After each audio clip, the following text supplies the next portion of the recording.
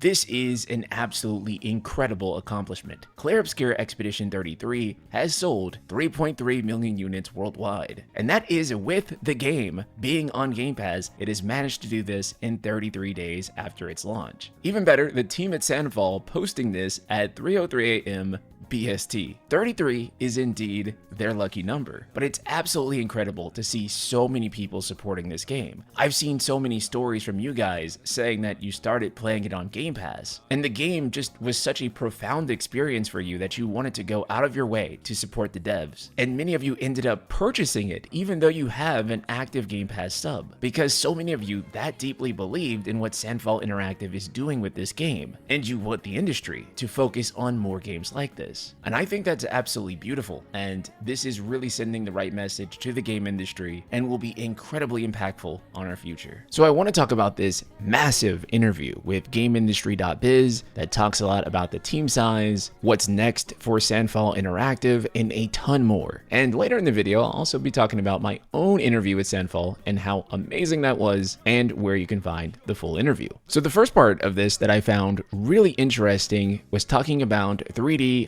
high-fidelity turn-based games. So the article says that Sandfall COO and producer Francois Maurice says the fact that the studio head Guillaume Broche was deliberately avoiding chasing trends with Clair Obscur was what attracted him to join in the first place. He was immediately on board with Broche's passion for revitalizing the kind of flashy, 3D turn-based JRPGs that had long gone out of fashion. That passion came first. The strategy came later, a bit after when we tried to rationalize that yearning he has for this kind of game. We realized that it wasn't addressed as much in the market, and maybe there was a place for it, says Maurice. The end result went beyond their wildest dreams. The game has had success to an extent that we didn't imagine, he says. We smashed our forecast pretty fast. Now, let's be clear. Yes, there have been, over the years, many turn-based games. Some from Square Enix, others from companies like Atlas. What they are talking about here is a very specific type of turn-based game, a style that was popularized by Final Fantasy VII, debatably Final Fantasy VI,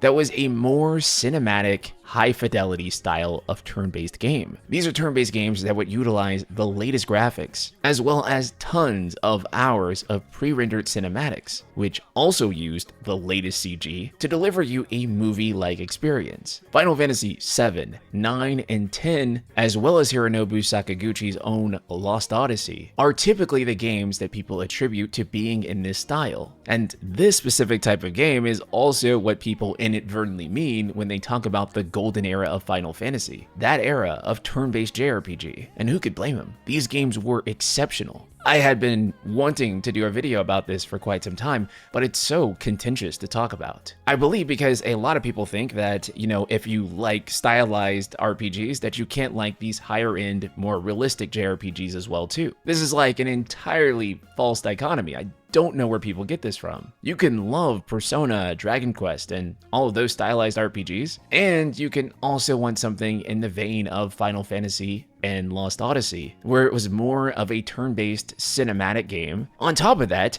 you can also want the more action-oriented Final Fantasies, or whatever Final Fantasy chooses to do next, whether that's action or turn-based or whatever, and it can all coexist. You don't have to only choose one thing. You can actually have both things in this situation, and it's very strange to me that people try to make it so that you can't have both things, or that they have to be pitted against each other when they absolutely don't. So yes, I want more Expedition 33. I want more games like it. I want more games that look like Lost Odyssey as well. I want more stylized JRPGs that look like Persona and Dragon Quest, and I want whatever Final Fantasy does next too. So this is the big one. What are they going to do next? People already want the next game. So the article says, naturally, thoughts are already turning to a follow-up. Quote, "There will be another game for sure," says Maurice, adding that it's a little too early to say exactly what form it will take. "I can't wait to dig into the ideas we already have for the next game," he says. Plus, the team has grown up, has acquired new skills throughout production, he says. "Many of them were junior when we started. We learned to work together. So I can't wait for it to get to the next project, because we'll start from a more efficient position than when we started the company 5 years ago. And that comes with higher expectations as well, so it'll be challenging. But I can say we have, and Guillaume in particular has, great ideas for the next game. Pretty much anything that Sandfall puts out, I'm going to be there day one no matter what. That's just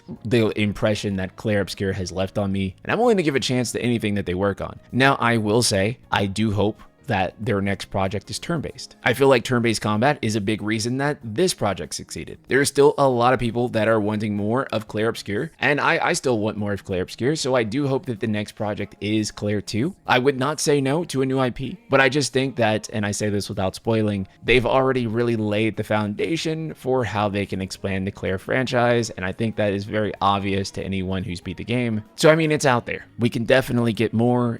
Whether they do a direct sequel, I don't think so, but I would imagine we would get something anthology-like Final Fantasy. Assassin's Creed also may not be a wrong comparison to make here as well. So there's a lot they can do within the Clair Obscur framework, and I'm excited to get anything personally. So this part of the interview is actually where things get really interesting for me, because there's been a lot of talk about the team sizes. So a lot of people are like, oh, well, it wasn't really made by 30 people. And that's true. Most of the times, whenever you see the team size for the game, that is actually not the total number of people who worked on the game. For example, the team size for something like Final Fantasy VII Rebirth was probably about 300 people. If you go and look at the credits, however, there are almost 4,000 people in the credits. Absolutely no one sane would then say that Final Fantasy VII Rebirth has a team size of 4,000 people. That would be ridiculous. It is generally understood that the core creative staff is who's counted on the team size. So the people who are full-time employees, plus some contractors if they are in a very high up position, say like, for example, with FF7 Rebirth, if you have Kazushige Nojima, for example, he's the scenario writer, so he would be credited for being on the team, whereas, you know, a contractor who worked on an animation or for a model or something, they probably are not going to be listed on the team. They will be credited in the game, but they are not going to be listed as part of the studio, because objectively speaking, they're not part of the studio. But here is what they have to say about this exact matter, especially when it comes to the Korean gameplay animation team. So it says here, was the game missold? I don't think so, says Handrahan. I think the creative engine of the game was that group of 30. In terms of what the game is, the vision of it, and the way in which it's executed, that does come from that nucleus staff that is at Sandfall. In terms of main credits over 4 years of production, we were on average about 30 people, clarifies Maurice. We started with less than 10 people, scaled up until 30 and close to 40, and then scaled a little bit down. You mentioned Korean animators, but it's important to mention that none of them were full-time. They were doing some extras besides some other jobs of animation. So the core team was on average 30 people in the home studio, plus privileged contractors like the lead writer or the composer. For example, I include them in that core team. But of course, we had a galaxy of partners revolving around the project. Kepler in the first place, I really want to pinpoint that they were key in the success of the game, plus some other creative people as well, like musician players, translators, QA testers also. And that definitely extends the team. And I'm super grateful we could work with all those super passionate partners from all over the world. I think people have fixated on this number, adds Handrahan. But actually, the more useful thing that was being said was that this is not a AAA game, right? You can look at those credits, and it's still definitely not a AAA game. These kind of projects did exist in much greater numbers about 15 years ago. I think there were some threads that the AAA game industry lost as they grew and grew and grew, and brought in different ways of monetizing, he continues. We have to remember there was a time when AAA companies were making games like Vanquish, and Mirror's Edge, and Kane and Lynch, and all of these really cool and interesting, not small games, but much smaller scale games. And you see the number of releases from AAA publishers dwindle and dwindle and dwindle. And now there's an opportunity for teams like Sandfall to come in and give players something that they really have not been given for quite a long time. Which leads us to ask, if Clair Obscur can't be classified as a AAA game, how much did it cost exactly? Neither Handrahan nor Maurice is willing to disclose the true figure. I would say that I've seen a lot of budget estimates that are all higher than the real budget, muses Maurice. Handrahan agrees. Everybody's desperate to know what the budget is, and I won't tell them. But I would guarantee if you got 10 people to guess, guess, I think all 10 people wouldn't guess the actual figure, he says. I'm sure Mirror's Edge and Vanquish cost more, put it that way. So yeah, you know, like all the disqualification around the game, all the narratives that people are trying to make that, oh, it really is actually AAA when you factor in all of the contractors and all of the outsourcing, which, by the way, again, every single game that you can possibly think of uses it. Even a lot of indie games that are, you know, made by a solo dev, they still had a ton of commissions that they did for various assets, music, etc. But, you know, that still gets presented as a solo dev. In reality, you should always assume that any game ever is the team size plus whatever they commission from any outside source. I guess for some people, it really depends on what making something from scratch really means. But yeah, for the most part, every single game that you can possibly think of is probably going to have outsourcing on it in some way. This also tells me, by the way, that they really did not spend that much money on this game, because Mirror's Edge is like maybe a 5-hour game. Played it, loved it back in the day. You know, it's impossible to tell what the budget is, but I am willing to bet that they have spent $10 million or less on this project, which is absolutely insane, because whenever you factor in marketing costs to a AAA game, most start at $100 million. Even if they cost like 40 to 60 million to make, usually marketing costs are about the same as development costs. So if you have a project that's $60 million, the marketing budget is usually also $60 million. And so the total of that project would be $120 million. Even if they spent a more hefty figure, like they got $10 million worth of funding from, you know, whatever sources, whatever investors, that is still tremendously leaner than pretty much everything else out there. It gave us an experience that, in my opinion, is very comparable to what we would get from a AAA experience, plus the fact that it was actually good. So this is a question that a lot of people have right now, is are they going to scale up from here? And this is certainly something that they can do. However, we all kind of don't want it to happen, right? Because we want them to stay small. Them staying small is how they're able to produce so well creatively. Here's what they had to say. For now, our vision would be to stick with a close team working in the same city with less than 50 people on board, focusing on one project after another, and keeping this agility and this creative strength and the smartness of a small group of passionate people wanting to do something big, he says. That's how video games were made for years, he continues. The team that made Ocarina of Time or Half-Life 2, I think those were 60 or 70 people, and that kind of size allows for good decisions and great creativity. He adds that the studio might recruit a few more members, but it won't start working on multiple projects simultaneously. They will deliberately avoid growing too big and unwieldy. He wants to keep the organization that made us successful, he says. Handrahan notes that because game making is an iterative process,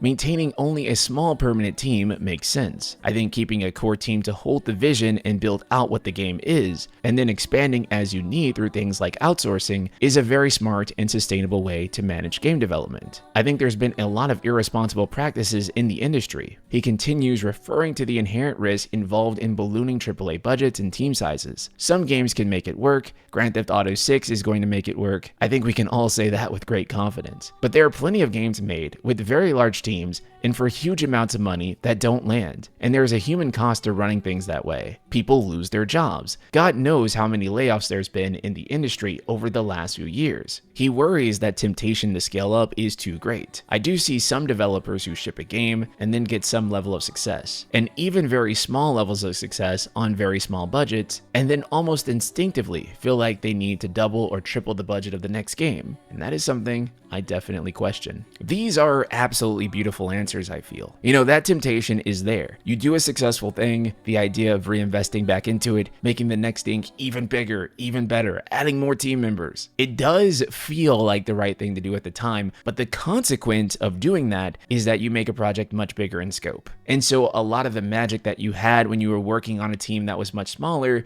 might evaporate as you expand and you have more people making creative choices and creative decisions. And, you know, as a team gets bigger, a lot of that creativity gets diluted. And then you have this much bigger management structure, which then creates layers of red tape. And those layers of red tape are exactly how you don't get a game like Clair Obscur. That's how you get more of the generic, sorry for using this, but lack of a better word, AAA slop versus these much more artistic experiences that we get from games like Clair. So you guys know that this one's a very big one for me. They talk about bloat, and I hate bloat in video games. I think most games are too long and would be better off if they were shorter. This is something that I expressed about Final Fantasy VII Remake and Rebirth, honestly, too, and Final Fantasy 16.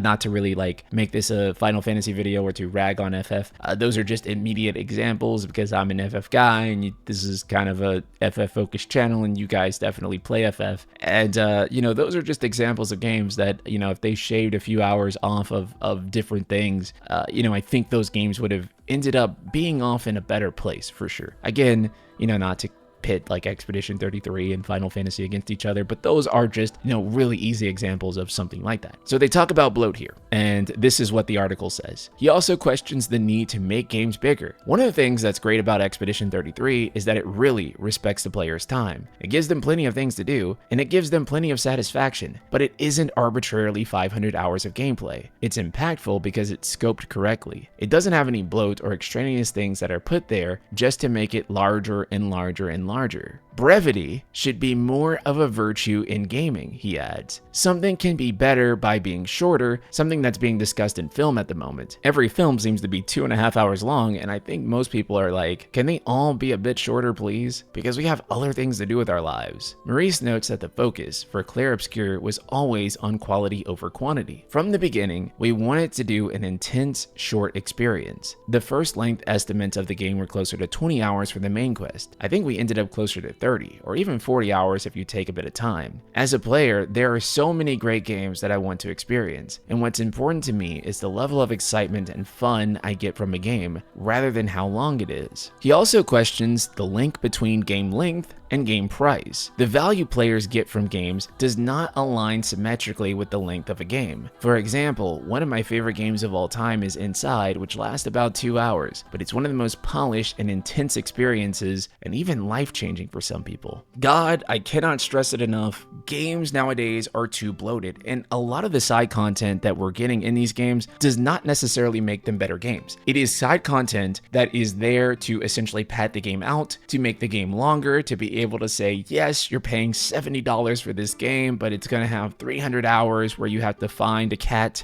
and you know, collect like mushrooms in the forest or something like that.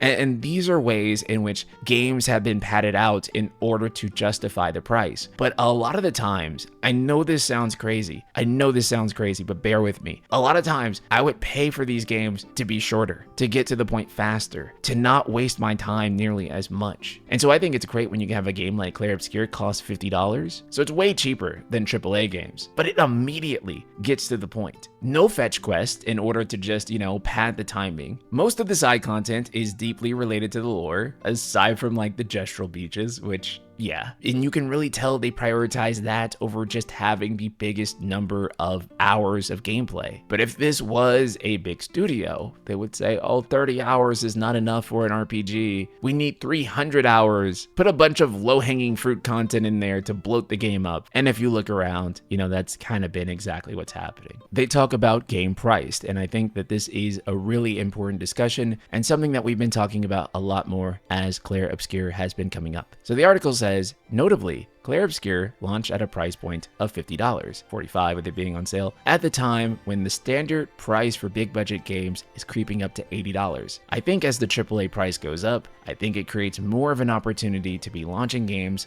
more sensibly scoped games, and pricing them at that $40 to $50 range, says Handrahan. And I don't think that anyone that played Expedition 33 would think they didn't get their money's worth out of that. When we announced the pricing at $50, we did actually have a little backlash online adds Maurice, with people fearing it would be a 12-hour long game with unfinished content, and that it was suspicious to have a $50 game that was looking like this in the trailers. But in the end, we stuck with the price, we doubled down on it, and we provided some context about the fact that it wasn't a AAA game. In the end, it was a win-win situation, because it was a way to attract more players toward the game, to have good player satisfaction about their buying decision, and it could actually end up doing more sales. So maybe players' perception can change a bit about that kind of price point. I mean, I have to admit, like when I first saw the $50 price tag, I was a little skeptical too, because I thought that like, okay, so they're charging $50 for this game, it looks AAA, it has to be either like really short, it's gonna be like a 10-hour game, or you know, they lack the confidence or whatever. And then I remember playing it for my review playthrough, and I was just thinking the whole time, oh my god, it feels like these guys sold themselves short. It feels like $50 isn't really worthy of this game. If I would have paid $70 for Clair Obscur, I still would have been over the moon with what I got. I would have felt like that reflected the value that I would have paid for it. And I think most people feel the same way. That's why you see so many people who are like, oh, you know, I played it on Game Pass and then now I'm going to buy it, because it feels like they're giving the farm away by just allowing you to access a game like this so cheaply. I think that's actually the highest praise that you can ever give a game. There is maybe like, you know, like 2 or 3